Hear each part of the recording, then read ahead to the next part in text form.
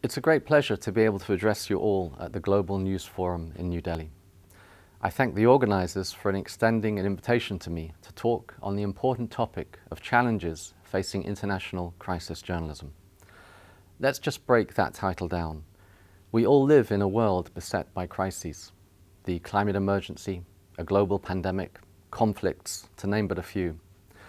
And it's the job of journalism to report what's happening in the world, in the hope that an informed society can be a better society. Just as the world is full of crises, the world of journalism is full of challenges that reporters face in trying to do their jobs. One of the biggest challenges is the risk of attack. According to the Committee to Protect Journalists, 51 journalists and media workers have been killed so far in 2022. On May 11th this year, Al Jazeera journalist Shireen Abu Akleh became one of those statistics. She was shot while reporting from the Jenin refugee camp in the occupied West Bank, killed in the line of duty. The bullet entered the back of her neck in the small space between the blue flak jacket, clearly marked with the word press, that she was wearing, and the blue helmet she had on, commonly worn by journalists. She was shot wearing protective equipment, clearly identifying her as a journalist. In the weeks following the incident, several independent journalistic investigations, as well as a United Nations investigation, concluded that Israeli forces were responsible for killing Shireen.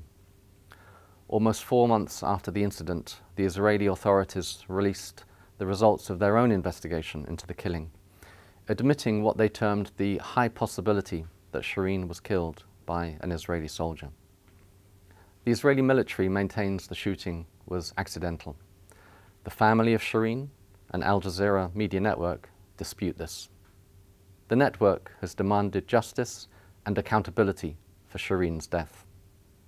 A complaint has been filed at the International Criminal Court in The Hague. Attacks on the freedom, the profession, and the practitioners of the media are increasing around the world. This is happening at the very moment when the need for professional journalism is greater than ever.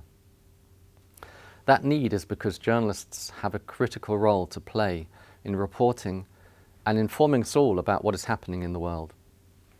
Yet journalism cannot play this crucial civic role if our reporters are being killed, our offices bombed, and our freedom to publish and broadcast trampled.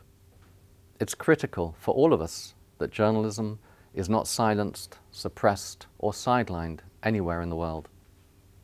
An attack on a journalist anywhere is an attack on journalism everywhere.